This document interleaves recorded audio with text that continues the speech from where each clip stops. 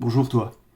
Aujourd'hui, je voudrais répondre à cette question qu'on me pose souvent, notamment dans les commentaires et les messages privés, à savoir est-ce qu'un chrétien a le droit de faire ceci ou cela. Alors tout de suite, je voudrais relever le fait que Dieu n'attend pas de nous que nous observions une liste de choses à faire ou à ne pas faire, il nous laisse libres de nos choix. C'est ce qu'on appelle le libre arbitre. Il n'y a donc aucun interdit.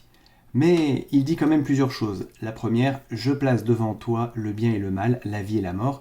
Choisis la fin afin que tu vives.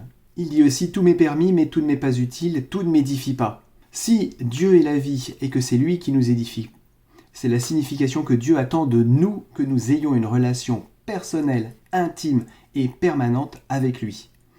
Ayant été aimé par Dieu en premier, touché par son amour pour nous, il ne souhaite que notre amour pour lui au travers de cette relation. Et c'est là qu'intervient la transformation du cœur, car tout provient de l'amour par la foi. Toute la Bible se résume à l'amour de Dieu. C'est par amour pour Dieu qu'il nous demande d'observer ses commandements, ses lois.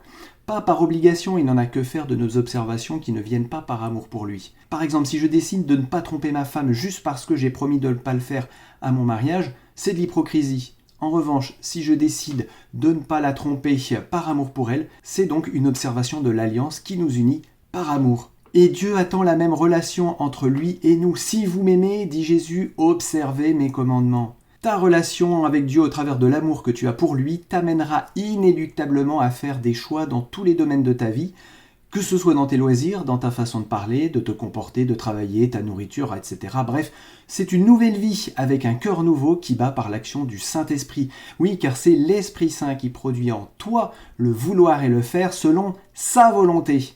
Personnellement, ça m'a amené à changer radicalement de mode de vie. Tout ce qui pouvait perturber ma relation avec Dieu a été banni. En revanche, tout ce qui me permet d'approfondir ma relation avec lui et de faire grandir mon amour pour lui est désormais privilégié.